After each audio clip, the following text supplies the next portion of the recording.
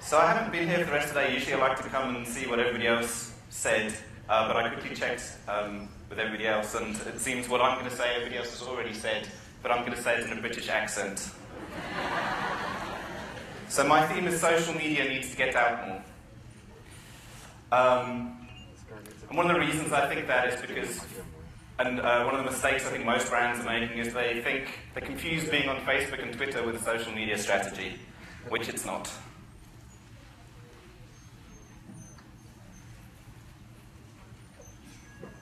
Shall I don't know. There you go. And what happens then is that I think there's about 90% of the stuff that's being put out on Facebook and Twitter is probably total junk. And this is a good example from Steers. It's about a year and a half ago that they put this out. They've probably changed a bit since then. But what they're doing here is they're not attempting any kind of conversation whatsoever. They're repeating above-the-line messages, and it's not really adding anything to the world other than clutter, which is making life much more difficult for everybody else that's doing social media marketing, because consumers don't want to follow anybody anymore because all the brands are just talking rubbish. Another reason social media needs to get out a bit more is, and a mistake they're making, hope it's not here, nothing against it, but I think social media has a tendency to act within a little niche. So the little niche of 20, 30 bloggers in Cape Town, and if those guys know all about your campaign, amazing, but you know, social media really needs to go out beyond those guys and reach the mainstream. There's enough people on social media that you don't just have to talk to 20 people in Cape Town that are cool. In fact, at our agency we have a rule that you know you've got a truly amazing campaign if your mum or your dad tells you about the campaign completely unprompted. And for me that's awesome because my mum lives in Wales, so if I achieve that we've really done something good. Still working on it. So in order not to talk absolute rubbish, you need a content strategy, and I think social media marketers need to stop thinking like advertisers and start thinking more like editorial people. So they need to think about their content. Is it appealing? They need to think from the consumer's point of view first, and then think, well, what is relevant for the brand to talk about them. So that's a little rant that I usually start with all the presentations that I do off with, so I've kind of shoehorned it into the topic. This is actually the real topic. So what do these three things have in common? A rugby player who I have no idea who he is. Is he good? Springbok. Bit of England.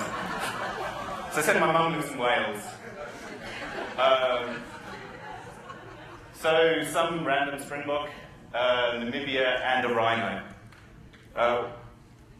What's in common is that that's what was trending on Twitter yesterday when I wrote this. So what that proves, I think, is that people talk online about things that happen in the real world. So if you want to do stuff that's successful online, you actually need to go back out into the real world, do something worth talking about it, and then find a way to make that interesting online.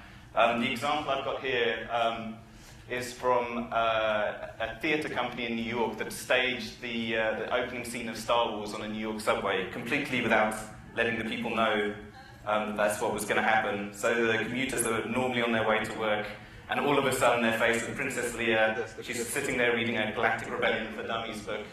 And then some stormtroopers come along, they start looking at everybody.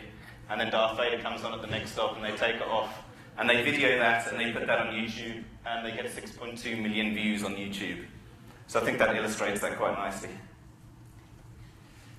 As well as that, so content is being created, shared and discussed out in the real world as well. It's not just being made out in the real world, but it's being shared and talked about without going anywhere near a desktop as well. So, yes, get out more. I'm sure this has been covered, but I saw an article on Memeburn earlier which said there's 8 million smartphones in South Africa.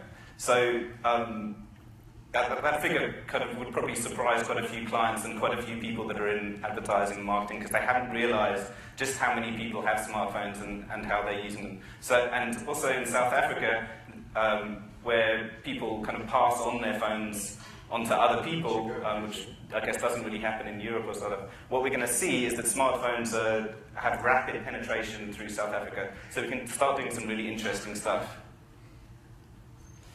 I don't have a PhD, but I can use fancy words like metadata, which is something I recently discovered and used to make myself sound smarter than